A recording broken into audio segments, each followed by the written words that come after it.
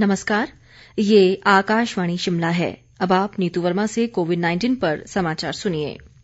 मुख्यमंत्री जयराम ठाकुर ने कहा है कि कोरोना संक्रमण को फैलने से रोकने के लिए अगर जरूरत पड़ी तो और सख्त कदम उठाए जाएंगे।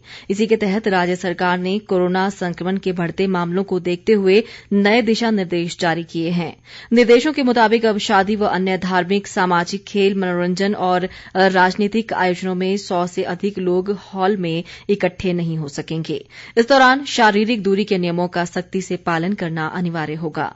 अब सामूहिक धाम व भोजन पकाने वालों को रैपिड एंटीजन टेस्ट करवाना होगा और इसकी रिपोर्ट धाम बनाने के समय से 96 घंटे से अधिक पुरानी नहीं होनी चाहिए।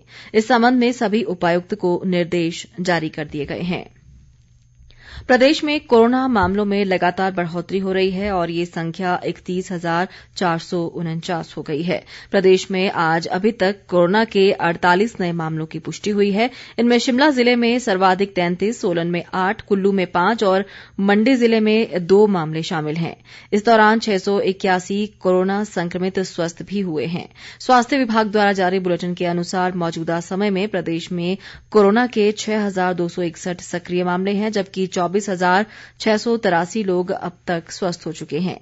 राज्य में कोरोना से अभी तक 475 लोगों की मृत्यु हो चुकी है। वर्तमान में शिमला जिले में सर्वाधिक 1,496 सक्रिय मरीज हैं। इसी तरह मंडी में 1,261, कुल्लू में 836, कांगड़ा में 682, सोलन में 523, लाहौल स्पीति में 360, हमीरपुर में 292, ऊना में 208, बिलासपुर में 183, चंबा में 171, किन्नौर में 159 और सिरमौर में 90 कोरोना रोगी उपचाराधीन हैं। देश में कोविड से स्वस्थ होने वालों की दर बढ़कर 93.58% हो गई है। अब तक 83,83,000 से अधिक रोगी स्वस्थ हुए हैं। पिछले 24 घंटों के दौरान 48,493 मरीज स्वस्थ हुए हैं। स्वास्थ्य मंत्रालय ने एक बयान में कहा है कि प्रतिदिन स्वस्थ होने के मामले नए मामलों से अधिक हो रहे हैं। उपचाराधीन रोगियों की संख्या कुल मामलों के 5% से भी कम है। देश में उपचाराधीन मामले कुल संक्रमित मामलों का केवल 4.95% है। इस समय देश में करीब 4,43,303 संक्रमित लोगों का इलाज चल रहा है। स्वास्थ्य मंत्रालय ने बताया कि पिछले 24 घंटों के दौरान देश भर में कुल 45,576 नए मामलों का पता चला है। एक दिन में 585 लोगों की संक्रमण से मौत के साथ मृतकों की कुल संख्या 1,31,578 हो गई है। देश में मृत्यु दर 1.47% है, जो विश्व में सबसे कम दरों में से एक है। भारतीय आयुर्विज्ञान अनुसंधान परिषद के अनुसार पिछले 24 घंटों के दौरान 10,28,203 नमूनों की कोरोना जांच हुई है। अब तक कुल 12,85,00,000 से अधिक कोविड जांच हो चुकी है। केंद्र सरकार ने कहा है कि आत्मनिर्भर निधि में पीएम स्वनिधि योजना में 27,33,000 से ज्यादा आवेदन पत्र मिले हैं।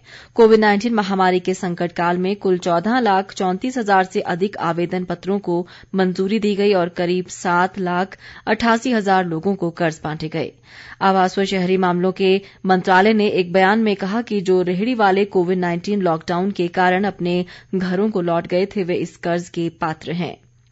बयान में यह भी कहा गया है कि योजना में कर्ज देने का प्रावधान बेहद आसान है। इसके लिए किसी भी सेवा केंद्र या नगर निगम कार्यालय या बैंक जाकर आवेदन किया जा सकता है। ऊना जिला की विभिन्न पंचायतों में कोरोना संक्रमण के पॉजिटिव मामले आने के चलते संबंधित क्षेत्रों को कंटेनमेंट जोन घोषित करने के आदेश जारी कर दिए गए हैं। उपायुक्त राघव शर्मा ने बताया कि कोरोना संक्रमण के प्रसार को रोकने के लिए यह आदेश जारी किए गए हैं। उन्होंने बताया कि कंटेनमेंट जोन घोषित किए गए क्षेत्रों में अब तुरंत प्रभाव से आगामी आदेशों तक कर्फ्यू में ढील नहीं दी जाएगी। राघव शर्मा ने कहा कि कंटेनमेंट जोन में रह रहे विद्यार्थियों जिनमें कोविड-19 के लक्षण न हो, उन्हें परीक्षा देने के लिए जाने की अनुमति रहेगी। भारत की कम्युनिस्ट पार्टी माकपा ने प्रदेश में तेजी से बढ़ रहे कोरोना संक्रमण के मामलों और इस संक्रमण से मृत्यु दर में हो रही वृद्धि पर चिंता जाहिर की है। पार्टी ने प्रदेश सरकार पर इस महामारी से निपटने को लेकर गंभीरता से प्रयास न करने का आरोप लगाया है। पार्टी के राज्य सचिव मंडल सदस्य संजय चौहान ने सरकार से इस महामारी को रोकने के लिए रणनीति बनाने व टास्क फोर्स गठित करने की मांग की है। इसी के साथ ये समाचार बुलेटिन समाप्त हुआ। नमस्कार।